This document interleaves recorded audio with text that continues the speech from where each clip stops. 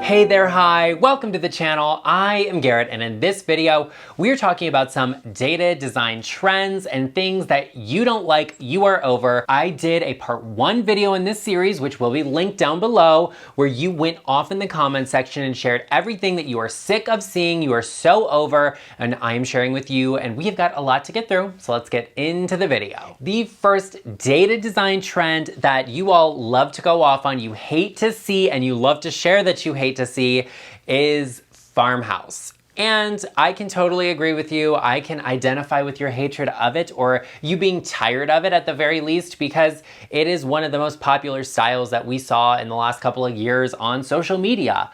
I personally am a little over it, and I've always said that I feel like it's so played out. I see it everywhere all of the time, which is true. And I think it can be a little bit kitschy, which is also true. But the real reason I think I'm just sick of it and I'm over it, and you all are as well, is that it's a commitment to a single style. There's just not a lot of personality of the individual living in that space within the style itself. It is very cut and dry, copy and paste. We see the same thing in every one of these modern farmhouses or farmhouse style homes, and we're a little bit tired of it. It's kind of getting to the point where it's over. No more shiplap on the walls, no more of this kitschy farmhouse decor. Like, we know it's not a farmhouse, okay? If you have to tell me it's a farmhouse, it's probably not. And because let me tell you what, so many of you have real, authentic farmhouses, and you say to me, Garrett, that is not farmhouse. It has nothing to do with it, nothing like a farmhouse, absolutely not. You're over it, I'm over it too. So farmhouse, it can go, we can leave it where it is, and we can elevate it by mixing in some other styles. The next dated trend you are over, you love to tell me that you don't love, is a giant clock. Now, I have never really thought of it this way because a giant clock on the wall is just not a part of my design repertoire. It's not something I would do. I wouldn't look at an empty spot on a wall and be like, you know what we need? A big clock. But what I will say, and I do like, I approve of, is having a big clock to let your guests know what time it is so they could go home. Because I'm not trying to have everybody up in my house all of the time. I need to be with me, my dogs, my husband. We need to chill and vibe on our own. I don't need everyone in my space. So having a big clock is kind of saying like, darling, it's time to get going. You need to go home. You got something to do. I don't know. And the only time I'm okay with guests hanging out at my house is if we're having like a really interesting conversation about something relevant, like me. The next thing, the next data trend that you do not like is a karate chopped pillow. I have personal feelings about it. Number one is I cannot stand on social media when you see someone and they're like karate chopping a pillow and they're like, design is my passion. Like, okay, just never mind my degree, but I guess that's not the point, right? I don't love a karate chop pillow so much because it can feel very staged. It can definitely look like the type of pillow you see on a sofa in a tract or a model home, which is great. And a lot of you say it looks like a little bunny rabbit, which I can totally understand. Although I will say, I do love some Easter decor. I don't like that completely square pillow sitting there that looks like a cheap polyester fill insert. I do like to see something that's got a little bit of body to it, got a little character, a little plumpness. So I like to do what I call the triple chop. First, you hit it with the top chop, okay? You get it going so you get a nice plump base to it. And then at the sides, you hit it with a double chop and you get it so it's plump, it looks full, it looks comfortable, but it's not overly staged. And you know I've talked about it. I do not approve of pillows turned on their corner. Absolutely not. We're not even gonna talk about that right now. I like to see a pillow that has a little bit of that character, personality, fluffiness to it, but it doesn't have to be overly dramatically chopped to the point where it doesn't look like a pillow anymore. Those of you who are already a part of the LeChic family know I'm always advising you on how to fix these things, how to decorate them, how to upgrade and elevate them, which is why if you're not a part of the LeChic family, you should definitely take a moment and hit that subscribe button and turn on the bell notification to get notified every time I upload. Join the family, and after you have done so, let me know in the comment section down below so I can personally welcome you to the channel. Because subscribing and giving this video a like really does help us grow and to create more content for you. The next data trend that you all do not like and you love to tell me you don't like is the pot filler. And I feel like the argument for this is that if you put an empty pot on your stove and you fill it with water, you then have to take and drain it. So you're still carrying a pot of water to the sink. And I see the argument, I understand it. I'm indifferent towards a pot filler. I don't think it's a great thing. I don't think it's a bad thing. I like another piece of hardware, a little accessory in the kitchen that's not decor. But with that said, I have lived in homes that have had pot fillers and I didn't use them because I didn't need to. I just haven't found that it's really necessary for me in my home and the way my husband and I cook to have a pot filler. I can definitely fill my pot up at the sink and then put it onto the stovetop. So I am definitely indifferent. I would recommend, if you want this, if you like this, to get it because I think it's beautiful. I love to see that on the backsplash because behind a stovetop, you usually have just a big piece of backsplash. Maybe it's just tile. Maybe you went for the slab stone. It's a lot of material and a lot of empty space there. So having a pot filler definitely takes the edge off, fills that space in a little bit, and it's another beautiful piece of hardware. The next dated trend that you love to share with me and tell me that you don't like is the exposed light bulb. And there are just some light fixtures that have this where you can see the bulb, and I think it depends on the fixture and the style of the home and what you're going for, whether or not this works for you, because nobody wants that kind of naked light bulb hanging out of the ceiling vibe. It looks like a warehouse. It does not look like a welcoming, comforting place to be, and sometimes an exposed bulb is just way too harsh of light for the space, and you don't want that, and I don't want that either. An exposed bulb kind of looks to me like a bar. So I don't know, I'm not going to the bar even if it is there because it's just not my aesthetic, not my vibe. You know I need glamour and a naked bulb is not giving me that. But with that said, I have mid-century fixtures in my home. I have crystal chandeliers in my home that you can see the light bulb on. I think it just depends on having a dimmer switch and being able to adjust it a little bit and the style of the space. The next thing we're talking about that you don't like, that you love to share with me that you don't like, and I can definitely see your point, your perspective on, is the Ottoman coffee table. A lot of people don't like them because you're not setting your drink on an ottoman. You need to get a tray or something, and it's another layer, a styled piece that some people really like. I personally can't be bothered. I'm not doing it because if I have an ottoman there, Linus is going to get on the ottoman. He's gonna get into everything, all of my business. You know how he is.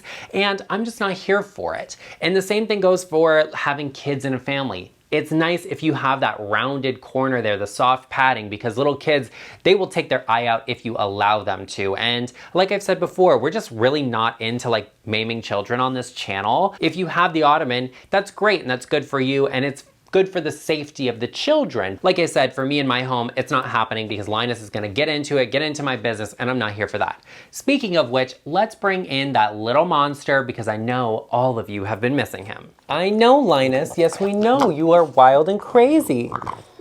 Everyone missed you. Everyone missed you though. Everyone missed you. Would you love to have an ottoman? Oh, you would love it because then you could get then you could get into all of my snacks. Say hello. Oh, you're tired of everyone. You ready for them all to go home? They're watching you from home. Oh. Oh, now you're gonna relax and you're gonna be a good pup? Okay, well, you can go down. You can go have fun. Where's your baby brother? Okay. The next thing that you all love to tell me you do not like is the Sputnik light fixtures. This is the kind of thing that I think can look good, but I feel like is a little overplayed now because so many people have them. And one of the big issues with these fixtures is that they have a lot of light bulbs and they give off a lot of light. I've shared it a couple of times where I personally have a difficulty finding a light fixture that physically is large enough to fill a space, but that does not give off too much light. And the same thing goes for the Sputnik light fixture. They need dimmers. They need dimmers because they usually have like 8 to 10, maybe even 12 bulbs on them.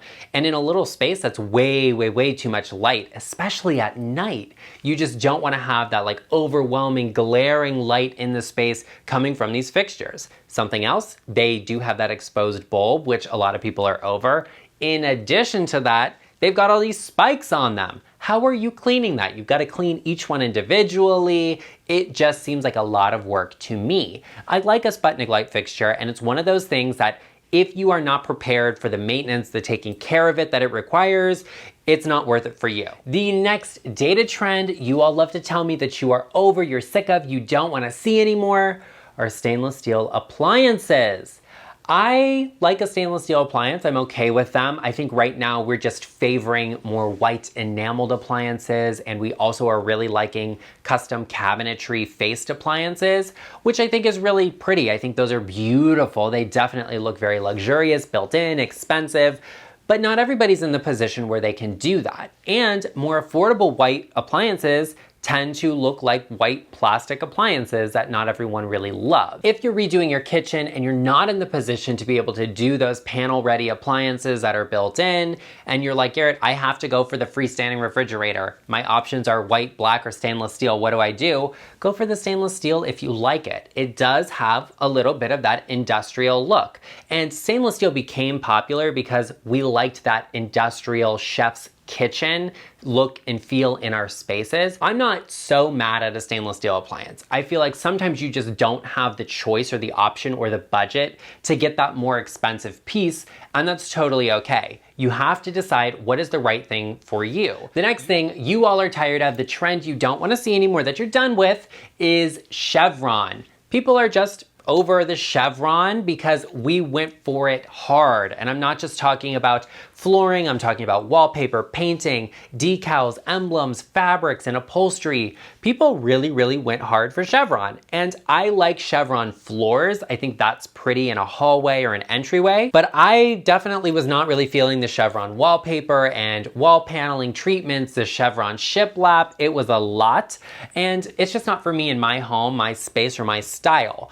If you like Chevron, I say go for it, but in moderation. Maybe do that Chevron flooring option in the hallway you're thinking about, and maybe a Chevron throw blanket or pillow that is interchangeable if you get tired of it. Really built-in features like Chevron accent walls in your space. They're difficult to remove, they're difficult to update outside of just painting them. So it's worth considering if that is something you like, if it's something you want, if you think it's dated, or if you think it will be timeless for you and your space and the style of your home. The next thing we are talking about, the next trend you don't like that you are sick of and you love to share with me, is the tub in the shower. And we're not talking about the combination tub shower. Sometimes you have a smaller space and that's the best option. Love it for you, love it for me, love it for everyone. We are talking about those giant, oversized, massive showers that have a freestanding tub in them. They're really big, they take up a lot of space, and it does lend you to think like, why is the tub in the shower? Like, oh, we're just having an awkward floor plan or layout, or we want to have a bigger shower, but we really didn't have the space for it, so we just put the bathtub in there. It definitely looks to me like a renovation as opposed to an original design or the way the space was originally built, which is fine, and a lot of times our bathrooms need renovating. Totally cool, awesome, wonderful, whatever. But why is the tub in the shower? It, to me, looks like a difficult job to clean. I'm not getting in the shower and having water go everywhere and get all around the base of the tub for me then to have to clean all of that so it doesn't get water spots so that it looks clean. No, absolutely not. Not doing it, not for me, and not the one. I personally would just rather have a bathtub outside of the shower. The argument has been that having the tub in your shower, like in a glass enclosure, helps to keep the heat in, which I can totally understand. But you also could just drain a little bit of the water out and then put some fresh hot water into the tub while you're already in it. That's definitely something that would make the water stay warmer longer and allow you to have a longer bath. Why is the tub in the shower? I feel like it could be out into the bathroom and have a little bit more of a classic layout. It feels a little bit like a cliche trend and an afterthought that I feel like will definitely start to feel dated, be indicative of a specific time period, and that we can leave in the past. Well, there you have it, everyone. I hope you enjoyed this video. If you did, be sure to share with me in the comment section down below and let me know what is one trend that you are so over, you're done with, you're sick and tired of seeing, and you're like, Garrett, it needs to be addressed, and you are the one to do it, because we all know this channel gives you the tea. And take a moment and hit the subscribe button and give this video a like. It really helps our channel to grow, and we really appreciate it. Also, I know that you know someone that they are about to put one of these dated trends into their house and it's already dated. Share this video with them because friends help friends, and I will see you in the next one.